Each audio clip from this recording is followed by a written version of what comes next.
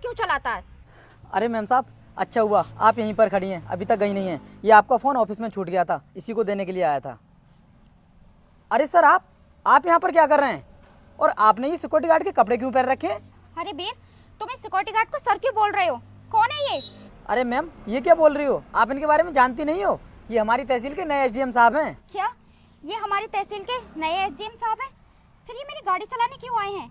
Madam, मैं आपको बताना तो नहीं चाहता था कि मैं एक एसडीएम हूँ, लेकिन भाई साहब ने अगर मुझे पहचान ही लिया है, फिर मैं आपको बता देता हूँ कि मैं आपकी गाड़ी चलाने के लिए क्यों आया था। मैंने अभी आपको बताया ना कि मेरे पापा आपकी गाड़ी चलाते हैं और अचानक से उनकी तबीयत खराब हो गई। उन्होंने मुझसे जिद की थी कि मैं आपकी गाड़ी लेकर के जाऊँ, लेकिन आपको ये ना लगने दूँ कि मैं एक एसडीएम हूँ। बस इसी वजह से मैं इस तरह के कपड़े पहन करके आ गया। सर, मैंने आपके साथ जो गलत व्यवहार किया उसके लिए प्लीज़ आप मुझे माफ़ कर दीजिए। मुझे नहीं पता था कि आप एसडीएम हैं। लेकिन सर, मेरी एक बात समझ में नहीं आ रही, आप इतने बड़े अधिकारी होकर अपने पिताजी से गाड़ी क्यों चलवाते हैं? मैडम, उसके पीछे भी एक रीज़न है। आज मैं जो कुछ भी हूँ ना, अपने पिताजी की बदौलत हूँ। उन्होंने लोगों की गाड़ी चला करके मुझे इस काबिल बनाया है कि मैं अपने पिताजी का नाम रोशन कर सकूँ, और आज मैंने उनका नाम रोशन किया भी। मैंने पापा से बोला था कि आप ही ड्राइवर की नौकरी छोड़ क्यों नहीं देते। फिर उन्होंने मुझसे एक बात कही कि बेटा, मैंने अपनी ज़िंदगी में बहुत मेहनत की है और ये ड्राइवर की नौकरी करके ही मैंने तुम्हें पढ़ाया लिखाया, तो मैं ये नौकरी कैसे छोड़ सकता हूँ। और मुझको ये नौकरी करने में ना कोई तरह महसूस नहीं होती है। और उन्होंने मैडम एक बात और कही कि कोई भी काम ना छोटा बड़ा नहीं होता है, और किसी भी काम को करने में हमें शर्म नहीं महसूस करनी चाहिए।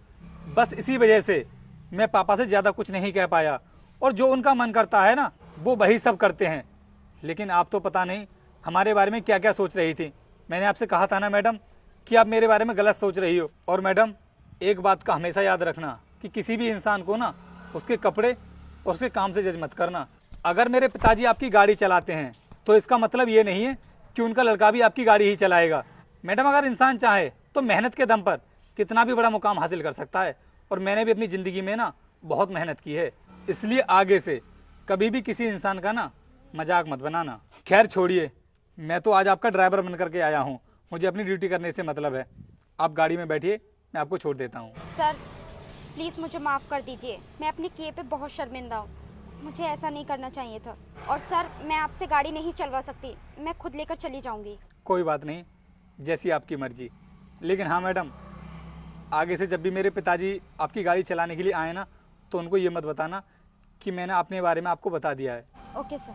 चलता हूँ मैं। रुकिए मैडम, अगर आप बुरा ना मानो तो आपकी गाड़ी मैं ड्राइव कर लूँ? नहीं वीर, तुम जाकर काम संभालो, मैं चली जाऊँगी। ठीक है मैडम।